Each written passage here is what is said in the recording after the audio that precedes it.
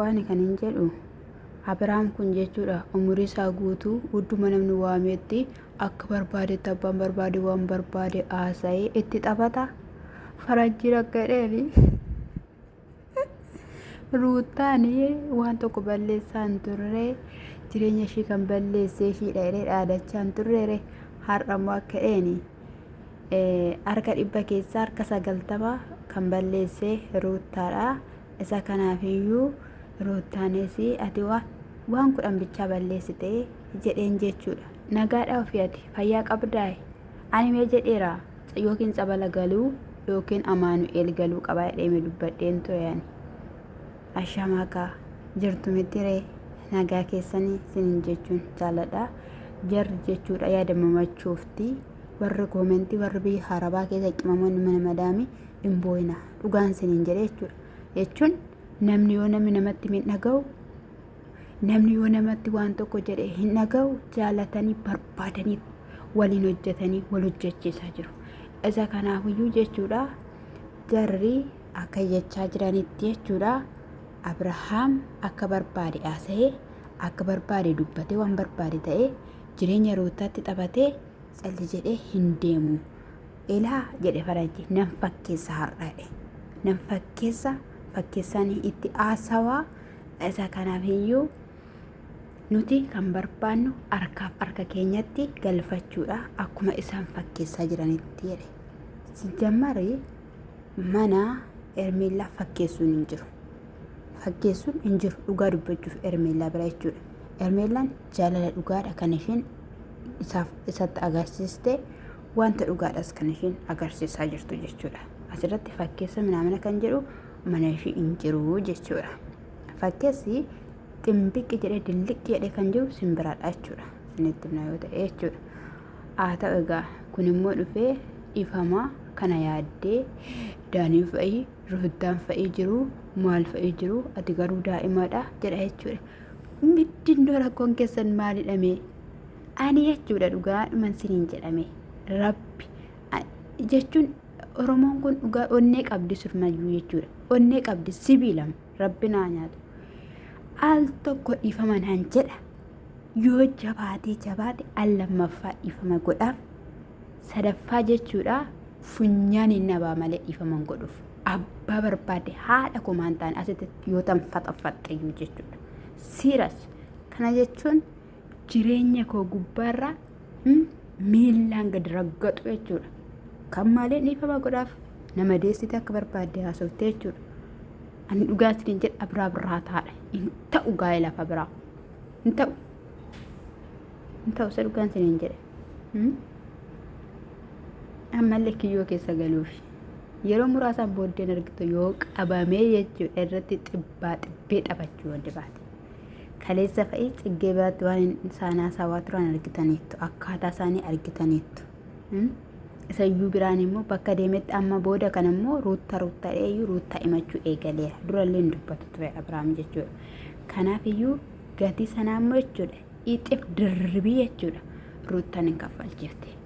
Ruuttaanii jaalattanis jibbitanis deessita faana jirti. Deessitaan immoo ruuttaan hin sodaata.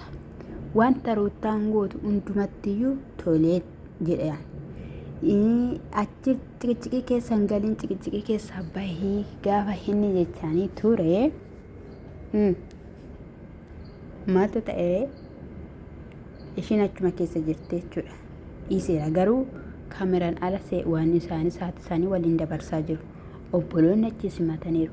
Jireenya Ermeellaa fi jireenya Abrahaam hin jeeqinaa. Ruuttaanis jiru ishee jiraattu kan jechaa jiranii jechuudha. Ennaa asiinni kun akkasitti kaameraa irratti otoo waan tokkoon dhoksin iyyuu isayyuu dubbatee baafateeti jechuudha. Ganaa dhaalee ganaa irratti hojjetu malee. Ganaa irratti hojjetu dhugaa dubbachuuf tanaan jechuudha. Ani garuu gaafa namni tokko nama tokko irratti waan hamaa hojjetu natti hin tolu. Amma miidhum kanarra teenyee ilaallaaree. Miidhum kanarra teenyee gaafa isaan wal cafaqan gaafa isaan waa hin taane walirratti godhan ilaallaa. Kuni maalidha jedhemu. Hoo. Maaraa taamee kuni dhugaa dubbachuu. Dhugaa rabbii jechuudha. Abrahaam nagaa miti. Abrahaam nagaa miti rabbi. waan ta'etu keessa jira dhugaa dubbachuudhaaf taanaan jechuudha. Waan ta'etu jira malee namni nagaadhaaf akkas hin ta'u. Isa biraan immoo buziyyeedhaanis karee Ruutaan ifama si gaafattee fi waan biraa dugda duuba jira jedhee amaanuun riyaa buziyyee faan ragatti godhetti maa ture jechuudha. Itti asawaa ture shiittis jechuudha. As immoo eenyu maqaan isaa mucaa gurraacha san isa Hermeellaa mana kireessiteef jechuudha. Eessaa fiddeet eenyudha kan miliyoona tokko siniif kennuu danda'u? Maaliif harkaa fuutee atattamaadhaan itti deebisi? Yoo itti deebiste si'if wayyaa hin barbaachisu. Wanta sana hundumayyuu sirratti raawwattee wanta sana hundumayyuu sirratti taasiste akkamittidhaan har'ammoo dhifama siin jettee atis akkamittiin simattee akkamittiin kana gochuu dandeesse maal jechuudha hati itti yaaddu namna jennaan ammam dhugaa dubbattu hangam siin amanuu danda'a dhugaadhaan makun namna jette shinillee jechuudha. Kanaaf iyyuu ijoolleen harka isheetiin kiyyoo keessa galchaa jirti harka isheetiin jechuudha dhugaa dubbachuuf barbaadaniiti. Namni tokko immoo Ruutaan Abrahaamidhaan gaafa barbaadde osoo barbaaddeetti ta'e miidhaa tokko ta'uu sarraan hin gahin. Maaliif jennaan boru dhalli ishii in ilaala waan ta'eef. Boru dhalli ishii in ilaala waan ta'eef. Waa irratti hin raawwattu, waa irratti hin gootu. Jaalatti agarsiiftee deeffatte turte. Miizantee ilaaltee madaalteetti waan ta'eef calli jettee waan irratti ijoolleen gootu hundumaa isaa ilaalte jechuudha. Nama jaalatte tokko nama barbaadde tokko si dhukkuba gaafa warratti godhanii jechuudha. Isa kanaafuu Abrahaam keeritti lakkooftu Ruutaan jechuudha. Innaa Hermeellaanis Abrahaam iyyuu halana fudhachuudhaaf ture. Ishiin immoo gidduudhaan dhufte akkas jettee dhugaa keessanidha. Akkamittiin kana yaaduu dandeesse? Akkamittiin kana fiduu dandeesse?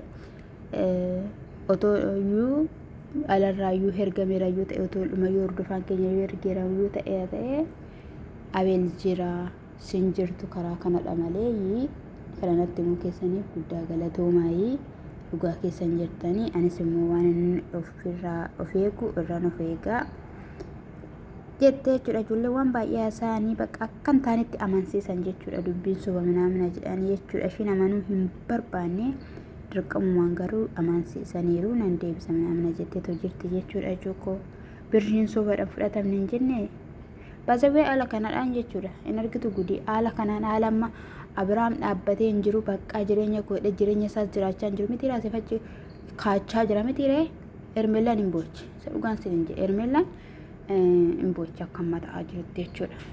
Yookiin biyya keessaa akkuma jedhan hin baane yookiin immoo of danda'ee of qabee dhaabbachuu hin dandeenye abbumti argee yeroo waamee faranjiin okkoo saree sitti qaleera likki keessatti meera jechuudha. Ati garuu achuma raatufta raata'e bakka raata'e iddoo algaan sii qophaa'ee manyitaa beetiin sii qophaa'ee saapiraayisii taate maal jettu keessaa mucaan cuuciin isheen kun si adoorsistu jechuudha. Guddaa himataa geetii tabboo nuun gaddisiistu namni tokko ittiin dhuftanii koomentii jalatti waan tokko minaan jedha mul'uun isaanii jechuudha. Doolara hojjetu birrii wal hojjechiisti ijoolleen buttaa jiraayii dammaq. Wani subhanahu wa ta'ala.